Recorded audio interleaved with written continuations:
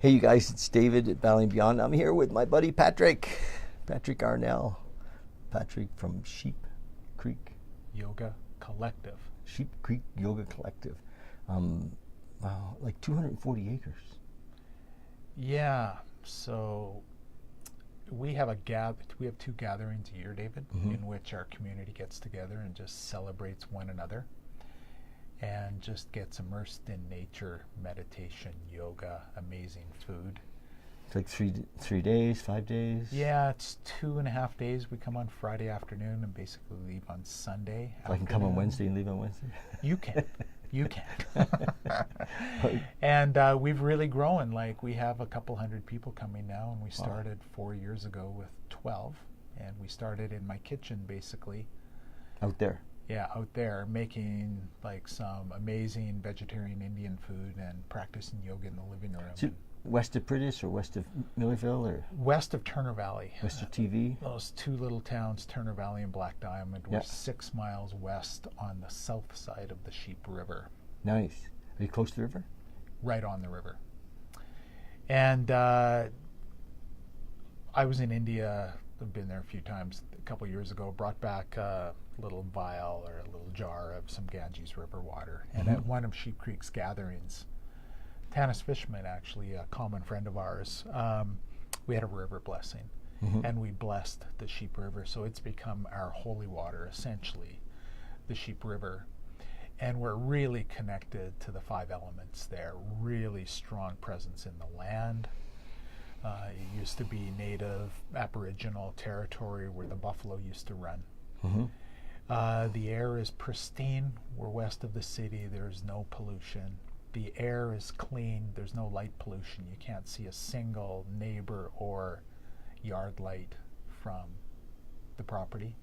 And it's down in the river valley, and again, connected with the water. So it's sacred land.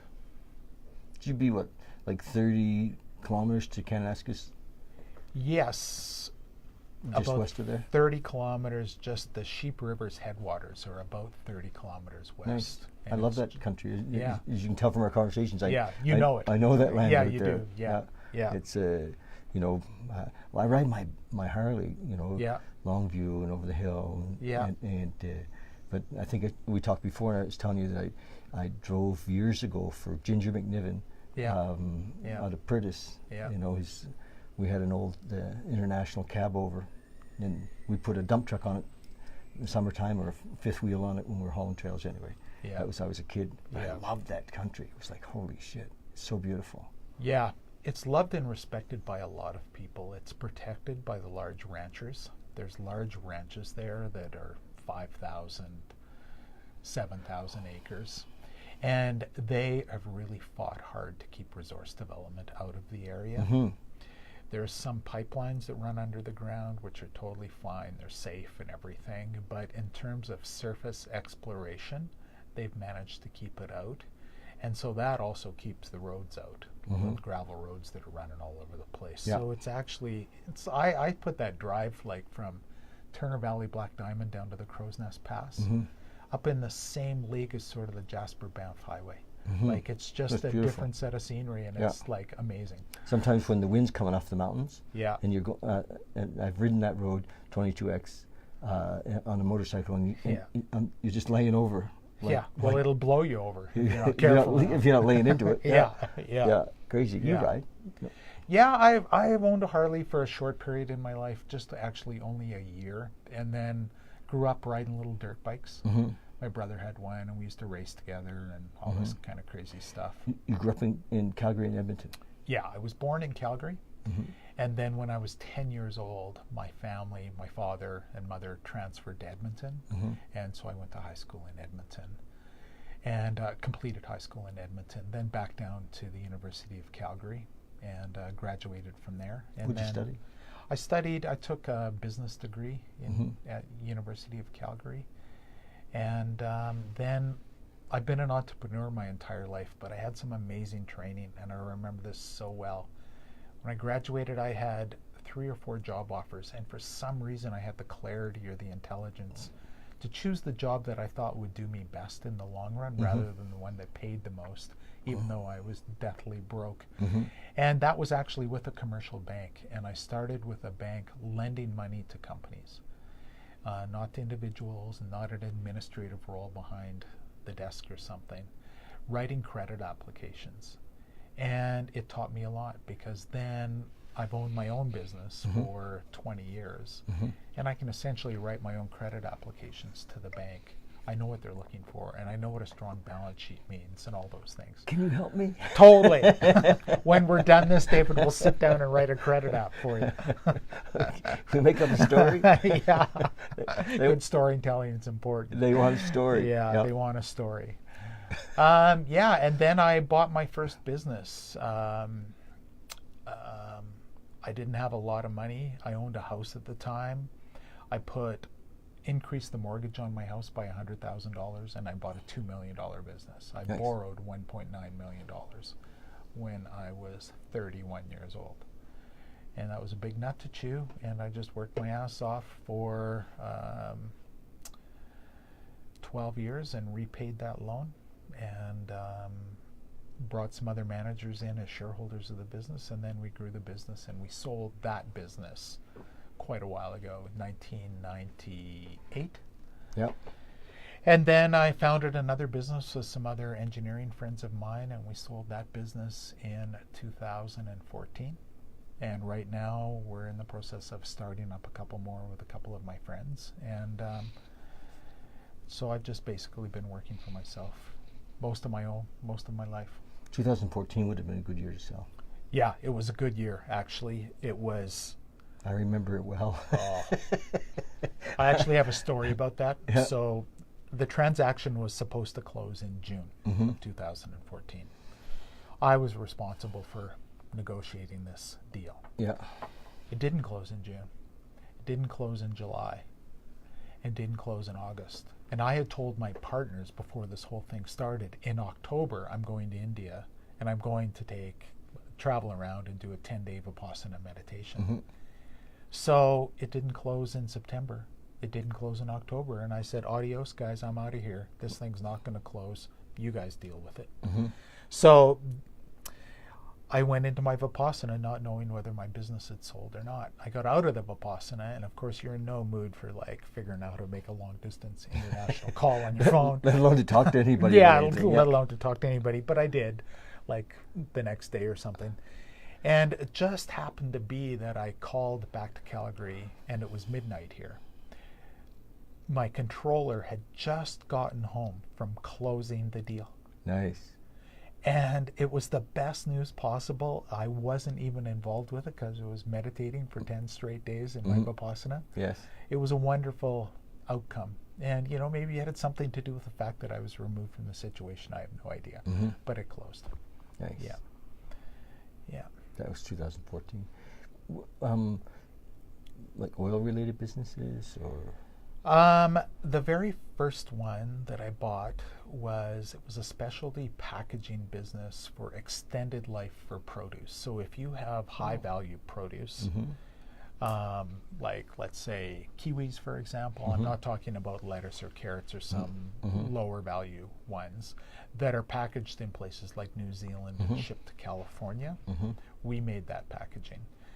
And so we started actually very close to here on 58th Avenue and 11th Street. Yeah, just over here. We had 70,000 square foot manufacturing facility. Stand-ins, right by stand-ins. Yeah, it's Culligan Water is in that building now. But our costs just continued to increase, and China became more and more prevalent in the manufacturing industry. So we actually closed that plant down and moved all of our production to China. Wow. And so we had 5 manufacturing plants in China. I've been to China 20 odd times doing business there, and I have some friends there. And then, so after that business sold, the next one was an oil-related business. It was called Rangeland Drilling Automation. We manufactured the world's best well service rigs for people like Cenovus and Suncor. And why were they the best? They were fully automated. There were more computers on those things than you could shake a stick at. We took a lot of people out of harm's way on those machines.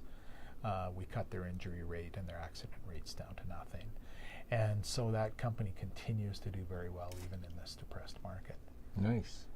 Then the business that I'm working on right now, that company actually, Rangeland, did not have the foresight to keep all of their amazing smart engineers, and I knew them all really well. They let 2 of them go, and I teamed up with them as soon as they let them go.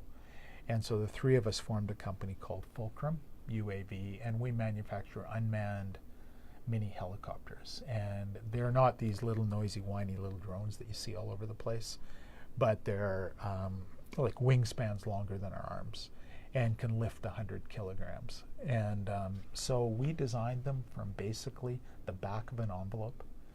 And I get asked questions all the time, you know, how do you do that actually? Like, how do you even pay for your cell phone bill when you have no money? We had no money.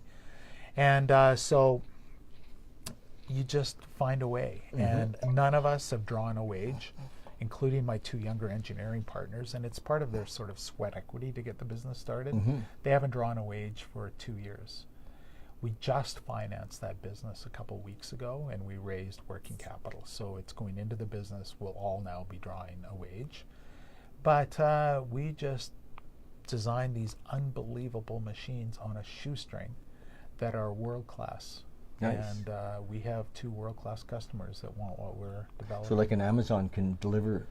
Amazon could, but Yeah. one of them, like very interestingly, the largest forestry company in the world is called West Fraser Timber. And they are one of the companies that we see if you drive through the mountains, and they clear-cutted some mountain. That's sort of a little bit of a misnomer. West Fraser does an incredible job in forestry management. And they have planted something like 14 billion trees since they began their existence. And a lot of those trees are moved up the side of the mountain with a helicopter. Oh, So we're replacing that helicopter with our heavy lifting unmanned helicopters and running tree seedlings up the side of the mountain. oh wow. And so that's what we'll be doing in 2019. Just seedlings. Yeah, tree seedlings. About the boxes weigh 30 pounds a piece. We'll carry 4 boxes up there at a time, drop them where the tree planters are working, Yeah. and a whole bunch of other advantages because let's say a tree planter, for example, forgot a shovel. Yeah. In the olden days, you'd have to walk down to the bottom of the mountain, get a shovel, and walk back up again. And these guys are paid by, depends on how many trees they plant, they get paid like piecework. So we can run a shovel up to them. We're just like another person on the site. But boom. Boom, boom, boom. Yeah, that's a bit of an obscure market, but good for you. That's, who would have thought? There's market opportunities everywhere. Yes. And, for people that think they would like to start their own business or something like that, and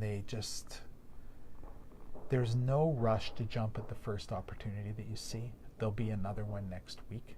There always is. I'm sort of in that marketplace, and we get presented with new ideas once a week to do this or to do that. Who is it? The Wizard of Omaha. Warren Buffett. Warren Buffett says only swing in the strike zone. Yeah. Do not swing in. You're not in the strike zone. Easier said than done. I know. It's hard to tell. Yeah.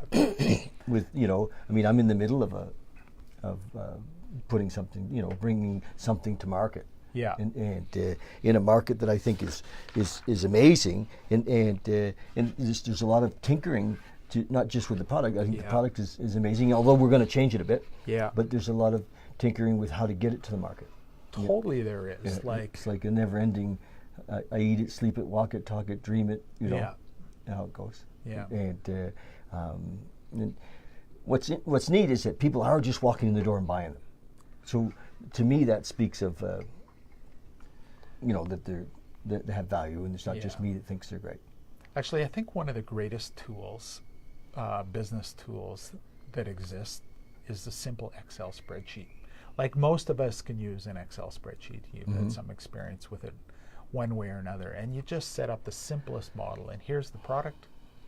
What does it cost? So you plop that into the spreadsheet. What can I sell it for?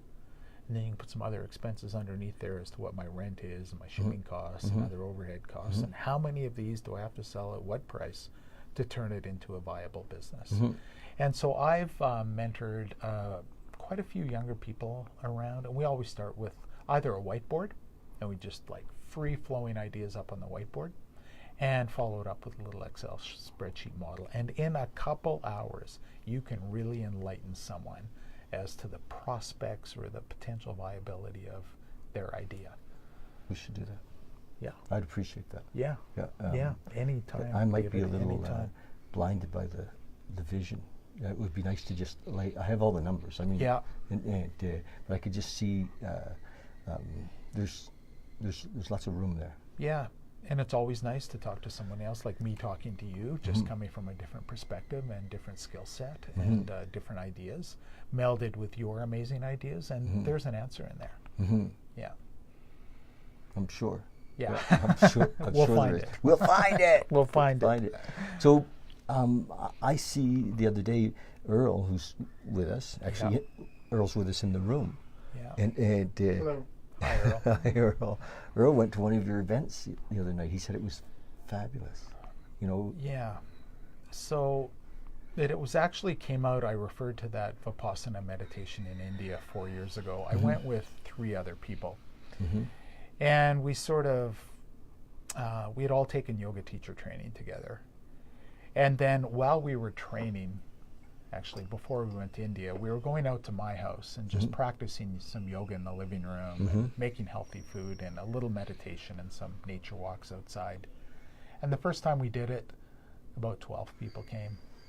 And then, I don't know, each of those 12 told a friend or whatever, and then 20 people came the second time, and, then 40 or something. And this was all in my house.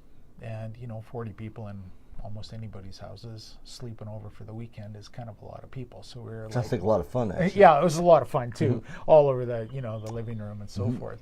But then there's a big old barn on the property, and so some of the guys, it was mainly us guys, got together and we retrofitted this old barn and we turned it into Sheepcreek's temple. Wow.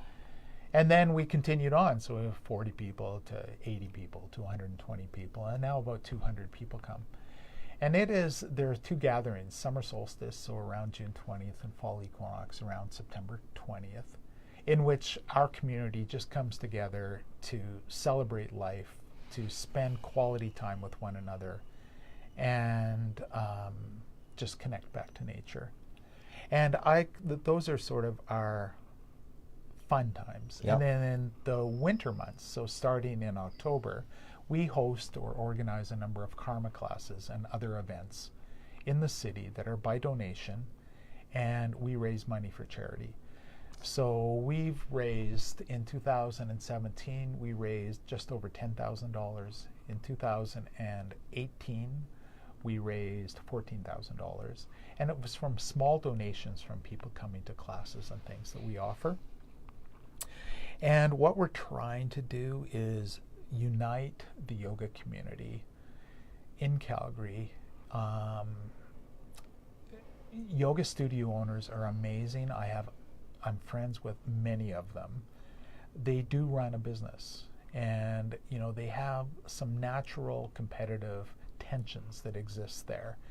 And so we're opening those doors and bringing them all together. Nice. And providing yoga practitioners with something off of their mat. Like, there's a number of people that have a strong yoga practice, and you can leave the studio and say to yourself, is this all there is? Or, what else is there? And we provide that avenue. So Earl and I were together on January 11th in the Calgary Public Library, in which it was an information dissemination session. I spoke about Sheepcreek for about an hour along with a couple other people.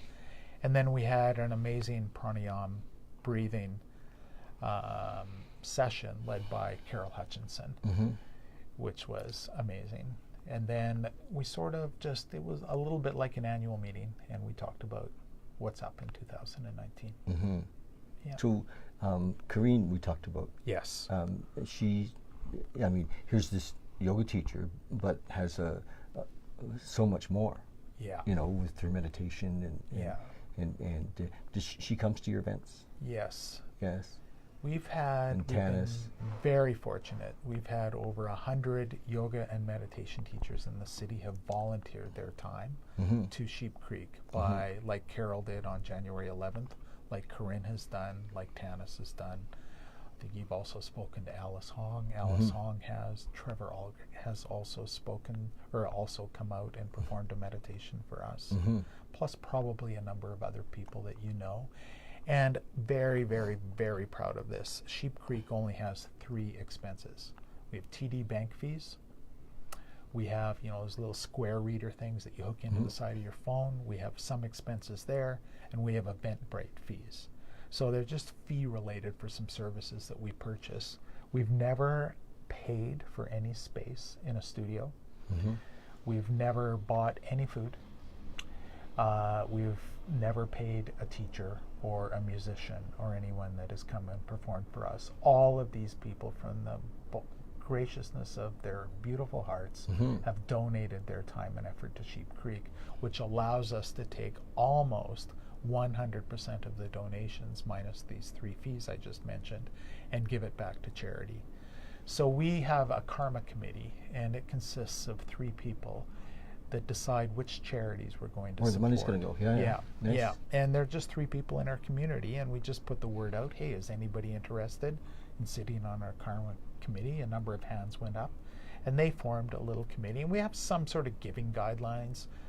We're not that interested in giving to the United Way. Like the United Way has a lot of horsepower behind it and stuff. But there are some smaller charities in the city that you know, they value every nickel that they get. Places that are feeding people. And that are not necessarily victim-based either. I mean, lots of times a charity, I mean, they're helping folks, but they're perpetuating the victim concept. And I like to be involved with helping people, you know, teach men to fish, so that they can start to come out of that realm of poor meat. And I don't know if that's one of your criteria. It is. And so in addition to giving the money that I've spoken about, we give labor, in quotation marks. So anybody in our community, when our charities need bodies or people to do various things, we put a crew together and we go help them. Nice. I like that. I can help with that. I like a lot of men. You know, if you ever need men for stuff. Thank you. Men can lift stuff. They can lift stuff. We cook stuff, we lift stuff, we do all sorts of things. The 3 charities I would like to mention, they're Cornerstone Youth Group, just up in the near northeast Calgary, right off Barlow Trail. They support really teenagers from immigrant families that the parents receive a lot of support. Like, here's your doctor, here's this, here's that. The kids leave school, or if they're even going to school, and they have no support whatsoever. So there's 2 community centers up in the northeast called Cornerstone. And we donated money to them, and we teach these kids yoga. And it is unbelievable. Can we put, when we publish this, can we put their link on there? Yes, you totally can. Awesome, Cornerstone Youth Group, and then we support Leftovers Foundation. And Leftovers Foundation has a very descriptive name. They go to bakeries and restaurants and things and pick up food that's left over at the end of the day. Nice. And they bring it to the Mustard Seed or to the Drop-In Center and the Calgary Women's Shelter. And so they've got a couple mobile vans, and you'll notice them driving around the city. They're picking up and delivering food. And they also have some markets, and this is really fascinating. They open one up in Eau Claire on the side of the street, and they pull their truck up with a bunch of food in it. They put some tables out. They put all this fresh vegetables and things like that on the tables, and they assign prices to them, because there is so much dignity in actually paying for something. If you're a homeless person and you have to dig into your pocket and pull out a nickel, and you buy a loaf of bread for a nickel. And so they really understand the psychology and the value associated with that. So that's what they do, too. The third charity that we support is another amazing one. It's called Grow Calgary. It's the largest urban organic farm in Canada. Paul, a very good friend of mine. I apologize, Paul. Your last name's escaped me. But he is Hughes. Paul Hughes. Very good friend of mine. Everybody, the world knows Paul Hughes. Yeah. And we support Grow Calgary through helping them harvest up on their lands, and we donate financially to Grow Calgary as well. I think we should say that there's Paul Hughes at the center of that, but there's a big team, isn't there? Yeah, there's he runs a folks. very big team up there, and he is a mover and shaker. Everybody who I know who spends time up there, when they speak of it, they start to smile. Yeah, I think that it must be quite love-based, because they all when they talk about working at Grow Calgary, all of a sudden they're smiling. I'd like to mention though, so they were provided land that is on the Calgary Ring Road's right away. I've heard, the section of the road that is not built yet is really the part that is from Highway 1 south to the Tatina lands. And Grow Calgary sits on that right away. Yeah. But they don't sit on the part of the right-of-way actually where the road is being constructed. These right-of-ways are huge. They're like a kilometer wide, and Grow Calgary is way over here. I know they're fighting to keep that land. Yeah, they're fighting. And so they have an online petition. So I would encourage people to go online, find Grow Calgary's online petition, and support Grow Calgary. Awesome. Well, we can put that link on here. Yeah, that would be great. We can find all that, can't we, Earl? Yeah. Yeah. And well, you got lots going on. Yeah, it's I set my alarm for 5:15 in the morning. Jesus. And sort of get out of bed anywhere between 4 if I wake up early and 6. And I have a morning meditation practice, which is a very, very big part of my life. I have an altar, and so I'll start by going into my little meditation room, which is the size of a large closet, for example, but it is a separate room in my house, and it happens to have 2 windows in it facing 2 different directions, and it's on the river, so I can listen to the birds. This is out on Sheepcreek's property. Listen to the birds and listen to the wildlife and listen to the water trickle by the window. It's a beautiful place to meditate. But I start my morning by doing some spinal exercises just to get my spinal fluid moving in my back, some light yoga exercises. Then I'll sit in front of my altar, which has about 10 or 15 crystals that I've collected in various places around the world. But each crystal represents something to me. I have a crystal that represents my family. A crystal, it's actually a stone from Sonoma, California, that represents my ancestors. I have another crystal that represents my friends, another crystal that represents Sheepcreek, for example. And I'll do my own little puja ceremony. I'll light some incense in the morning, and I'll take each one of these crystals, and I'll turn it 3 times one direction, 3 times the other, saying a blessing for who the crystal represents. And then after I've done my blessing, I'll sit and meditate for anywhere between 10 minutes and 40 minutes. And I'm trained essentially in the Vipassana meditation method from the Vipassana course that I took, and that's what I practice in the mornings. It's really satisfying for me, and I basically start every morning that way. What a great way to start the day. Yeah. With meditation. I mean, that's my cause. Yeah. The 3 things that we talk about here, one is meditation. Yeah. And that meditation has the possibility of, self-realization, of, really looking and discovering who we are, consciousness of who we are through meditation. The other is lifelong learning. Yeah. So, I'm talking about, and I'm actually reading books online, and the whole idea is to encourage people to continue to learn, to continue to find out what the teachers have left us. Yeah. And so meditation, lifelong learning, and the other leg is service. Yeah. And through service, I mean, through giving it back, through helping others, we see ourselves. Yeah. and whether we're sitting with a young fellow who's struggling and to, and imagines that all his problems are with what's happening right now in the moment in his life, and helping him to see that maybe some of it might be related to how he's thinking, and so I think if we can encourage people to live in service, amazing things can happen in their lives, and they're not thinking about themselves; they're thinking about how they can help others, and which is what you're doing, and what Sheepcreek does. And I mean, you got it. Well, I think like there's a responsibility for people that are a little older than the younger people in our community. Older than us. Stuff. Well, us and included in that group, but to provide like stability. Yeah. And wisdom, of course, and sort of counseling or a pat on the back. All those things are easily kind of understood, but really stability and to be there to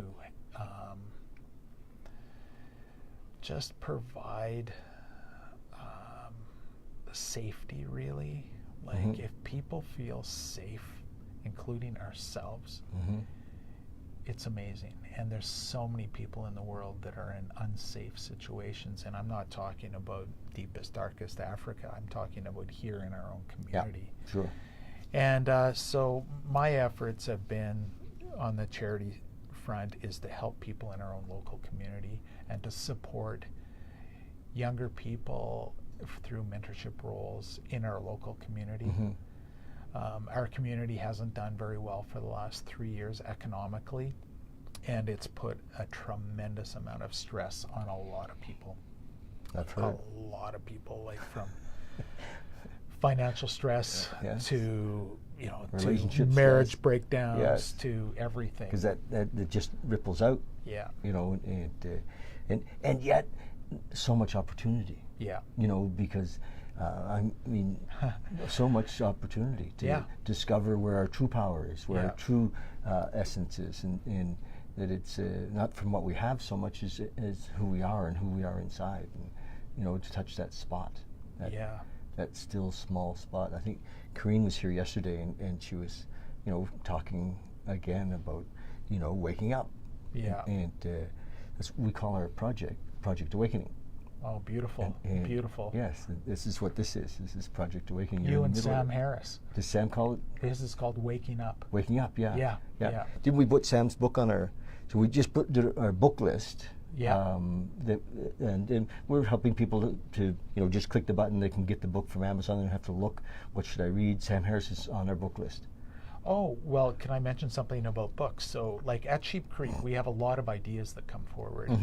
And I say to people, like, ideas are great, but we also need the horsepower behind it to bring it to fruition. And one idea that has stuck very recently for Sheepcreek is we've had a beautiful donation of a couple hundred yogic and spirituality books.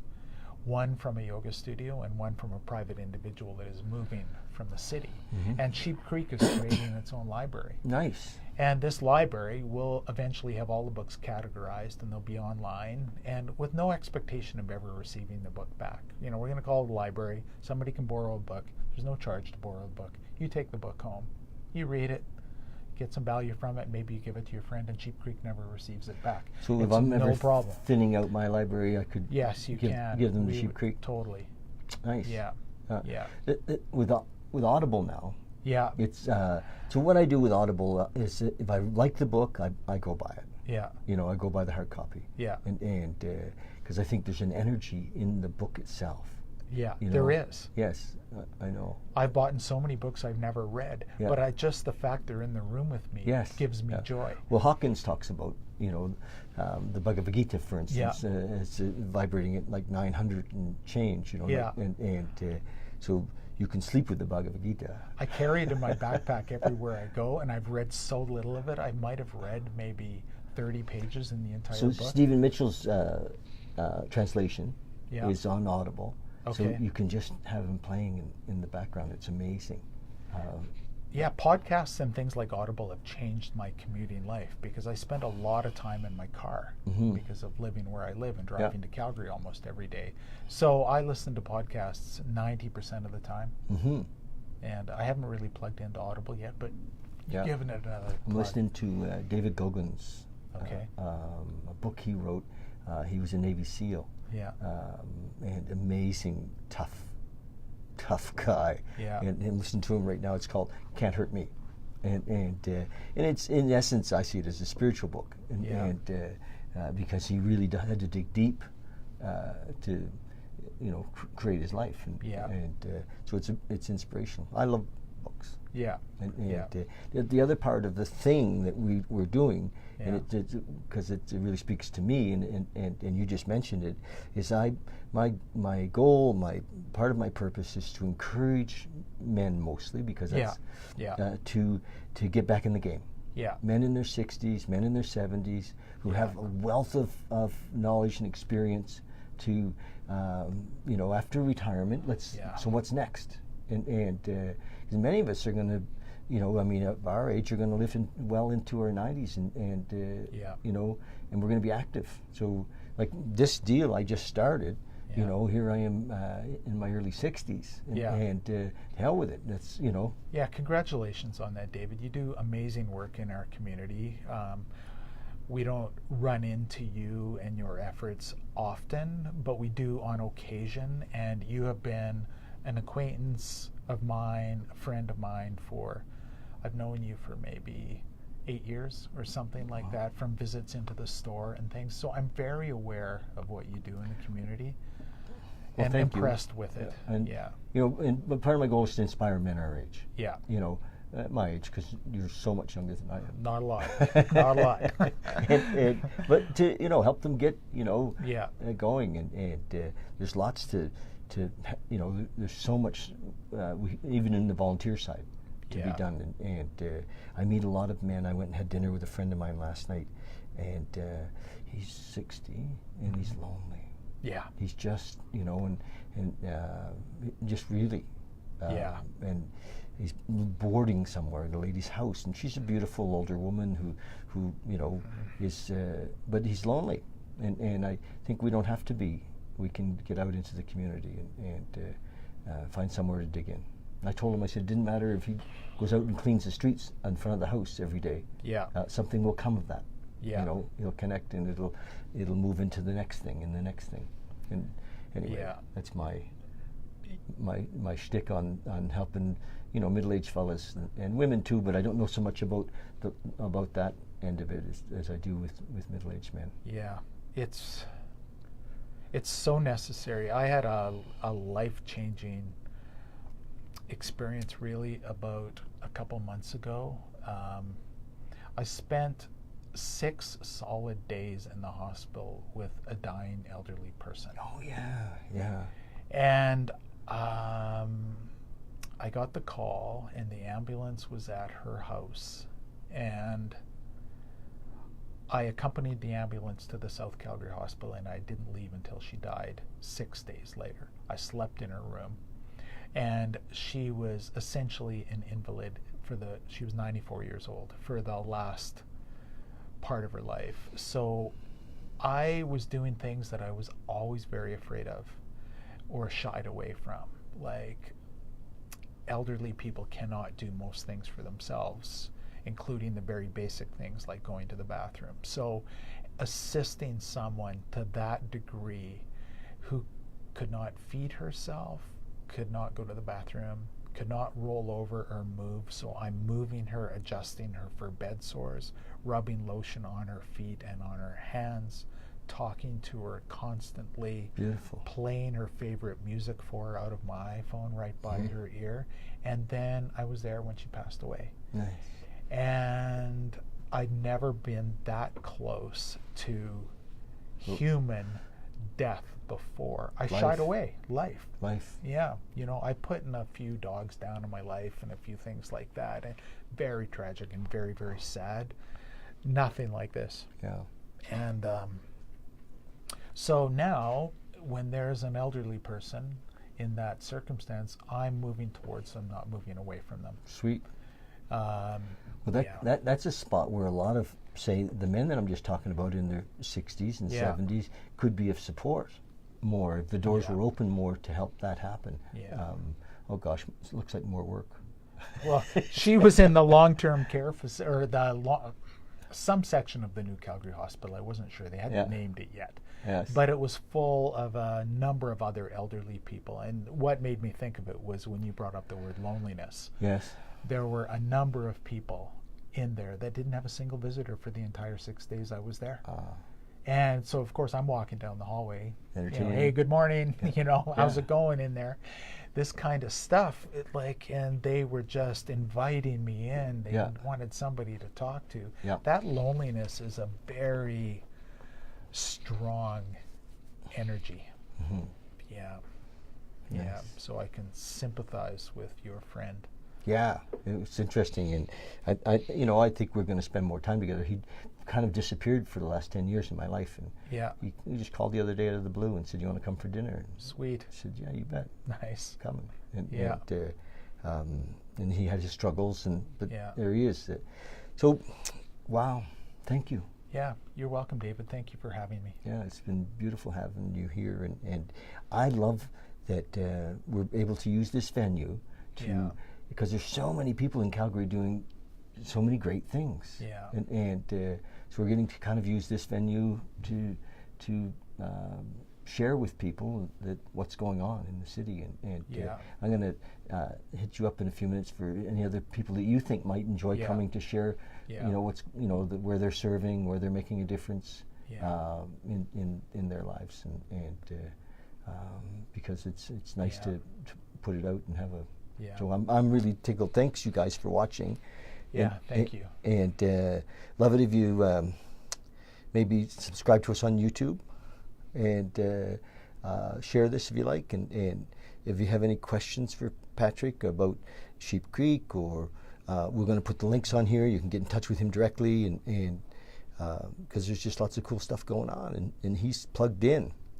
So we love you, and thank you. Thanks, Earl. Thank you. Cheers. Cheers.